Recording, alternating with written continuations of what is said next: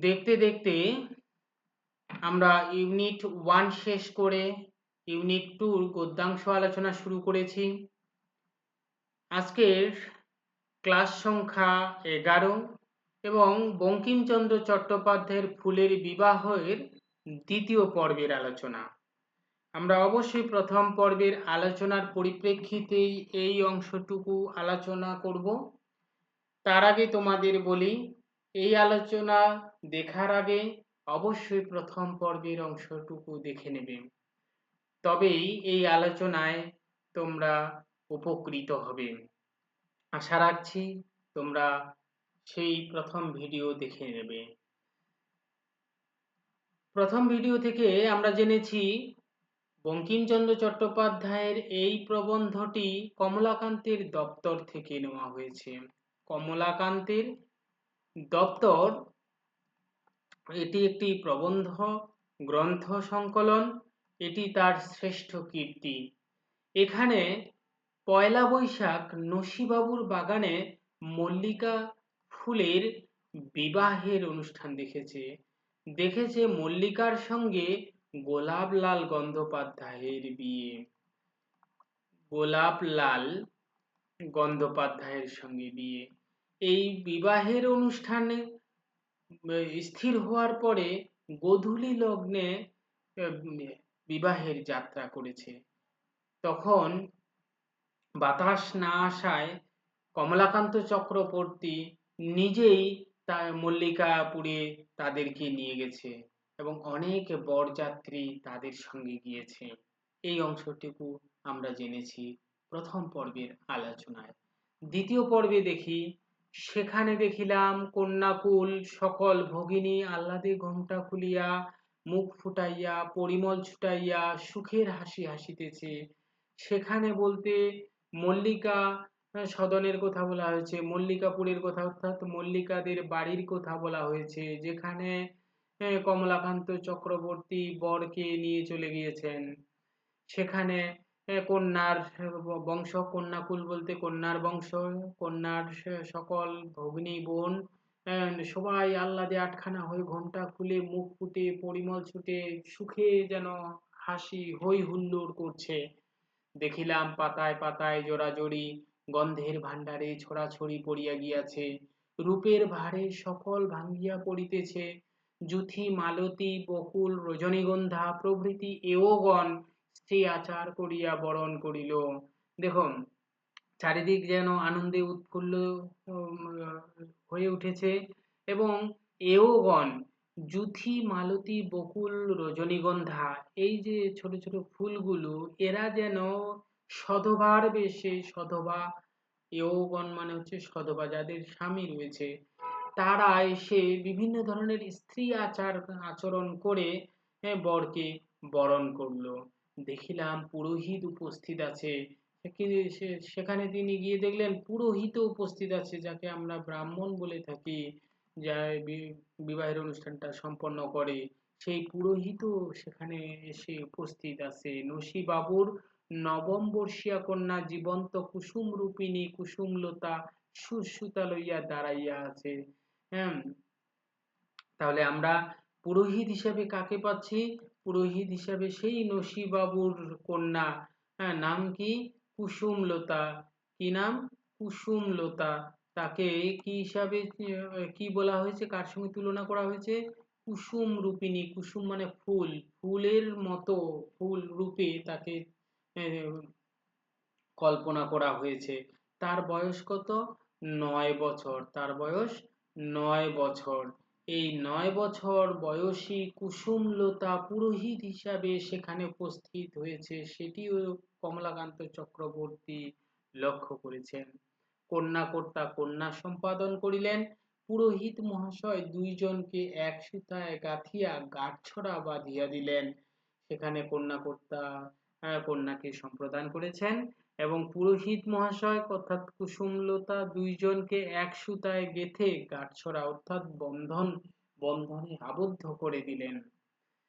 তখন বরকে বাসর ঘরে লইয়া গেল। যখন বিবাহ অনুষ্ঠান সম্পন্ন হলো, তারপরে বরকে বাসর ঘরে নিয়ে যাওয়া হলো। কত যে রসময়ী মধুময়ী সুন্দরী সেখানে বরকে ঘিরিয়া বসিল, তাহাকে কি বলিব।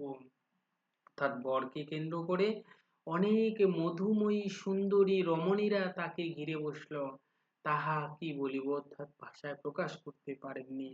প্রাচীনা ঠাকুরানী দিদি টগর সাদা প্রাণে বাধা রসিকতা করিতে করিতে শুকাইয়া উঠিলেন। প্রাচীনা একটু বয়স্কা, ঠাকুরানী দিদি টগর রয়েছে, সে সাদা প্রাণে অর্থাৎ সহজ সরল মানসিকতায় রসিকতাকে বেশিক্ষণ টিকিয়ে রাখতে পারেনি।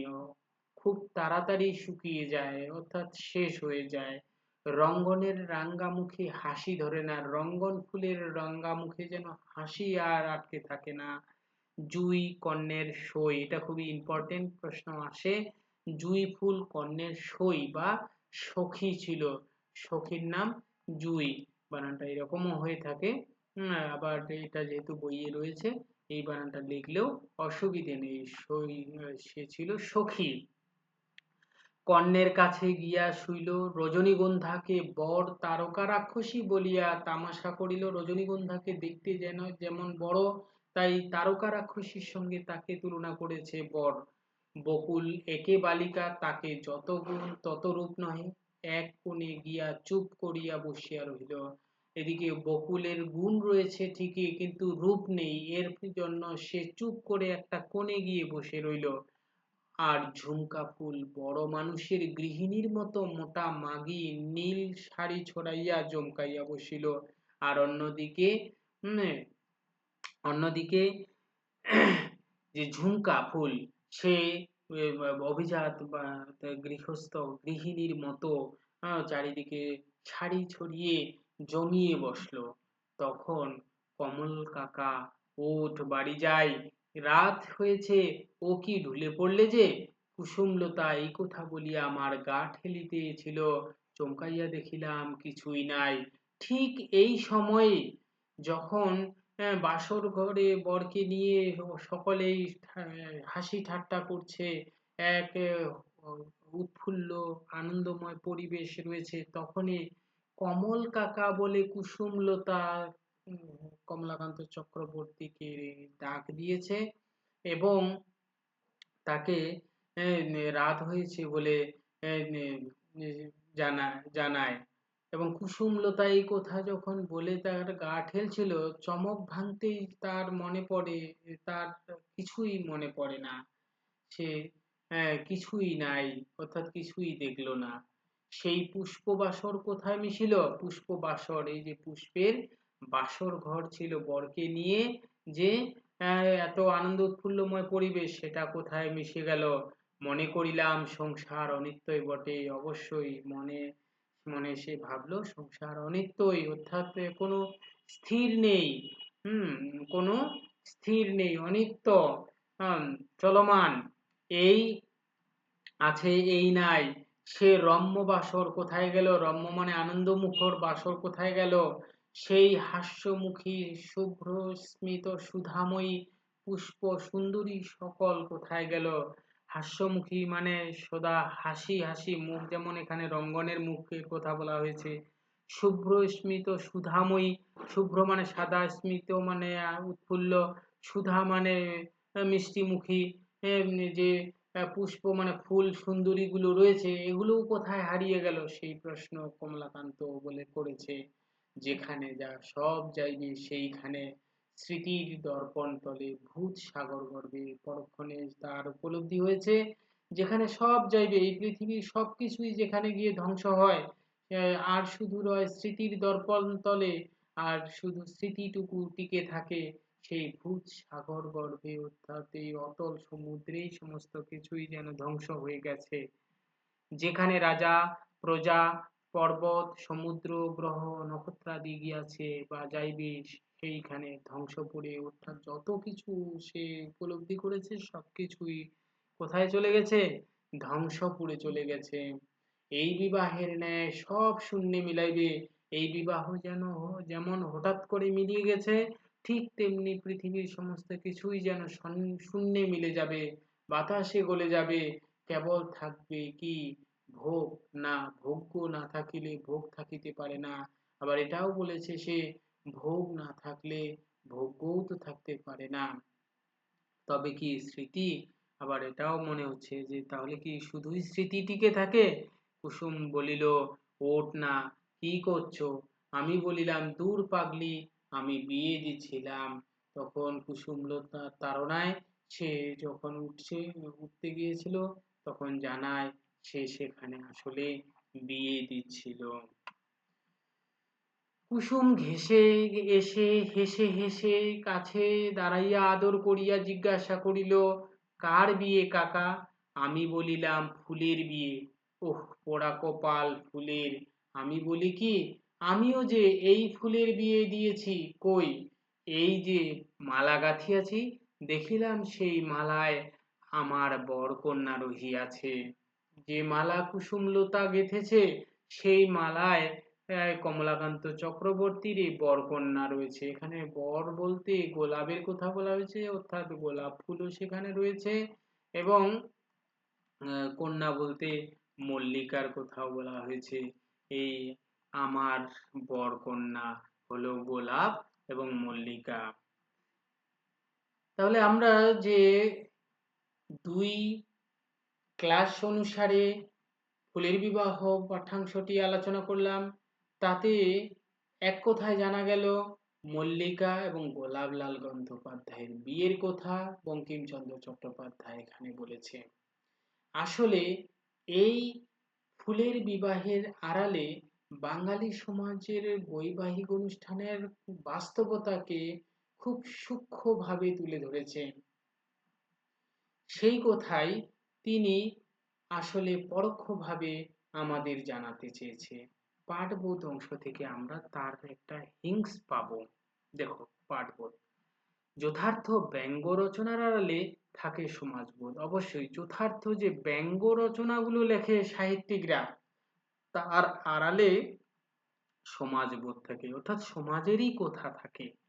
বাংলা সাহিত্যে বিশেষ করে হাস্যরসাত্মক নাটক ও প্রহসনে এই ধারাটি প্রকট। বিশেষ করে বাংলা সাহিত্যে হাস্যরসাত্মক যে নাটক প্রহসনগুলো লেখা হয়, সেখানে এই ধারাবাহিকতাটা রয়েছে।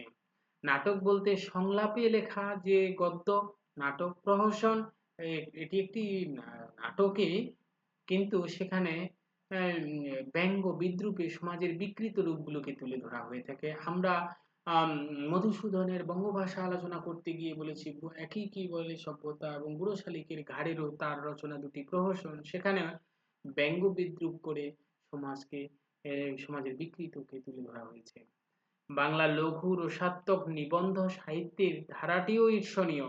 বলছে লঘু রসাত্মক মানে হালকা চালে যেসব নিবন্ধ প্রবন্ধ লেখা হয়, একেবারে হালের বাংলা সাহিত্যে এই ধারাটি সংক্ষেপিত তথা বিবর্তিত রূপটি রম্য রচনা হিসেবে স্বীকৃত।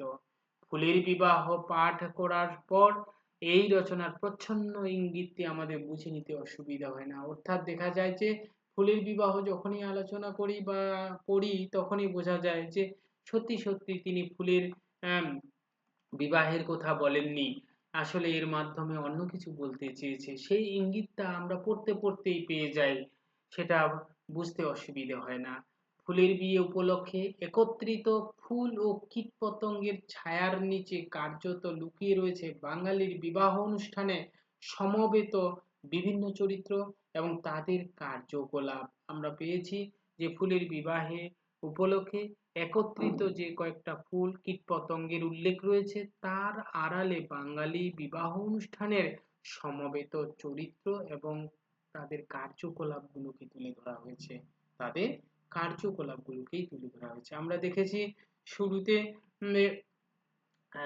তোমার ভ্রমরের ঘটকালির কার্যাবলীটা, সেটা বাঙালিদের বরপক্ষ কন্যাপক্ষ মিলিয়ে দেওয়া ব্যক্তির সঙ্গে তুলনা করা যেতে পারে।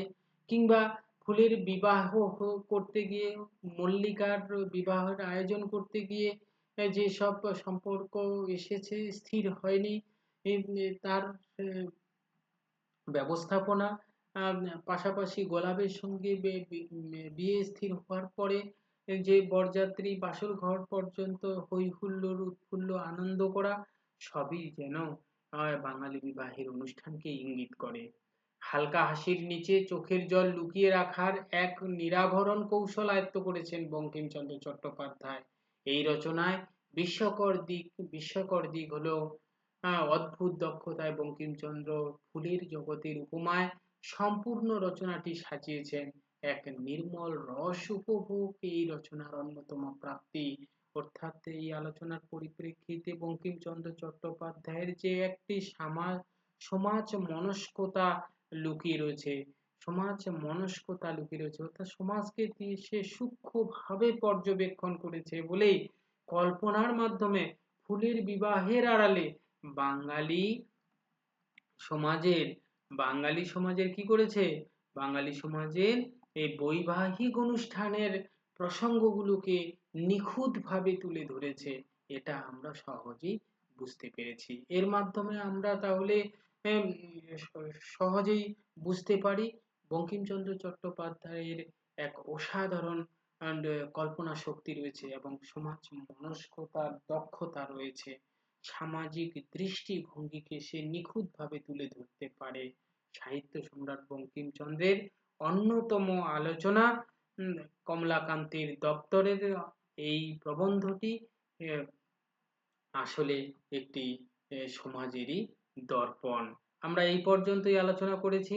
তোমরা অবশ্যই এই প্রশ্নগুলোকে দেখে নেবে। আলোচনার পরিপ্রেক্ষিতে হয়তো প্রশ্নগুলোর উত্তর তোমরা সহজেই দিতে পারবে। আমি এই ভিডিওতে আলোচনা সেভাবে করছি না। তোমাদের যদি আলোচনার প্রয়োজন হয় পরবর্তী ভিডিওতে নিয়ে আসবো আলোচনা, এবং নোটসও পেয়ে যাবে ডেসক্রিপশন বক্সে দেওয়া লিঙ্কে গিয়ে ক্লিক করলে।